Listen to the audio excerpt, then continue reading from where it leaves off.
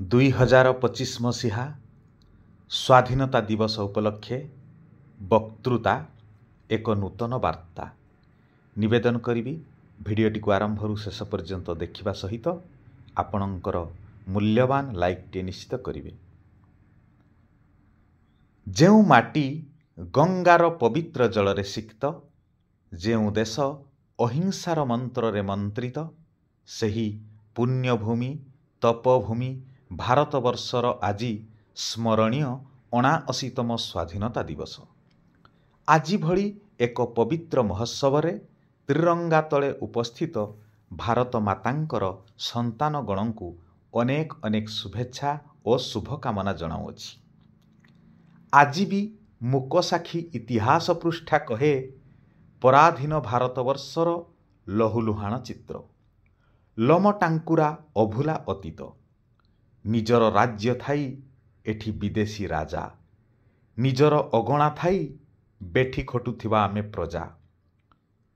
ପରାଧୀନତାକୁ ପ୍ରକାଶ କରିବା ଲଜ୍ଜା ଲଜ୍ଜା ଲଜ୍ଜା। ନିରୀହ ଗଳାରେ ହକ୍ ମାଗିଲେ ମିଳୁଥିଲା ବେତପାହାର ଆଉ ଗୁଳିର ଜବାବ। 1866 ନଅଙ୍କ ଦୁର୍ଭିକ୍ଷ ମେରୁଦଣ୍ଡ ଭାଙ୍ଗି ଦେଇଥିଲା। ଜାନିୱାଲାବାଗ ହତ୍ୟାକାଣ୍ଡ, ଇରମ ହତ୍ୟାକାଣ୍ଡ ଯେ କେହି ଶୁଣିଛି ତା ରକ୍ତରେ ନିଆଁ ଲାଗିଯାଇଛି। ବାଜି ରାଉତ ଭଳି ଶିଶୁ ବୀରର ମୃତ୍ୟୁଦଣ୍ଡ, ଜୟୀ ରାଜଗୁରୁଙ୍କୁ ନିର୍ମମ ହତ୍ୟା, ଲକ୍ଷ୍ମଣ ନାୟକଙ୍କୁ ଫାଶୀ, ଲାଠି ମାଡ଼ରେ ଲାଲା ଲଜପତ ରାୟଙ୍କ ମୃତ୍ୟୁ ଆଜି ବି କୋଟି ଭାରତୀୟ ଆଗରେ ଅଲିଭା ଦାଗ ହୋଇ ହୃଦୟରେ କ୍ରନ୍ଦନ କରୁଅଛି। ଆଜି ଦେଶରେ ସାମ୍ପ୍ରଦାୟିକ ହିଂସା ପାଇଁ ଅତୀତରେ ସେହି ବିଦେଶୀ ଶାସନ ଦାୟୀ। ଆଜି ଭାରତ ମାତା ବକ୍ଷ ଚିରି ଦୁଇ ଖଣ୍ଡ ହେବାରେ ସେହି ବିଦେଶୀ ଶାସନ ଦାୟୀ।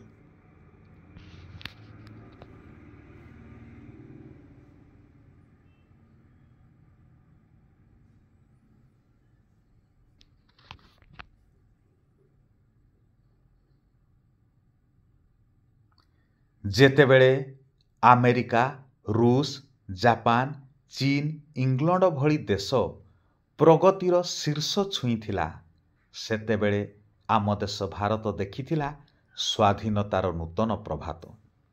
କିନ୍ତୁ ଆଜି ବିଶ୍ୱ ଦେଖୁଛି ସେହି ଦେଶର ନୂତନ ମାନଚିତ୍ର। ଆର୍ଥିକ ରାଜନୈତିକ କ୍ଷେତ୍ରରେ ଭାରତ ତାର ସ୍ଥାନକୁ କରିପାରିଛି ସ୍ୱତନ୍ତ୍ର। ଶିକ୍ଷା, ସ୍ୱାସ୍ଥ୍ୟ, କୃଷି, କ୍ରୀଡ଼ା ସବୁଥିରେ ଆଜି ଆମ ଦେଶ ଅନ୍ୟ ଦେଶ ତୁଳନାରେ ବେଶ ଆଗରେ। ତଥାପି ତପଭୂମି ବେଳେବେଳେ ଅଭିଶପ୍ତ ଭୂମି ହେଉଛି କାହିଁକି? ତାଜ ହୋଟେଲର ବର୍ବର ହତ୍ୟାକାଣ୍ଡ ହେଉ କି କାଶ୍ମୀରରେ ପର୍ଯ୍ୟଟକମାନଙ୍କୁ ଗୁଳିକାଣ୍ଡ ହେଉ, ଏ ଦେଶ ନିନ୍ଦାର ମାଟି ପାଲଟି ଯାଇଛି। ଆଜି ବି ଆମ ମନରେ ଲୁଚି ରହିଛି ବିଶ୍ୱାସଘାତକର ସନ୍ତ୍ରାସବାଦ। 2047 ମସିହାରେ ଏ ଭାରତ ପାଳନ କରିବ 100ତମ ସ୍ୱାଧୀନତା ଦିବସ। ତା ଆଗରୁ କ'ଣ ନାରୀଟିଏ ନିରାପତ୍ତାର ସହିତ ଯାତାୟାତ କରିପାରିବ ନାହିଁ? ଶିଶୁଟିଏ ସୁରକ୍ଷାର ବଳୟ ଭିତରେ ରହିପାରିବ ନାହିଁ?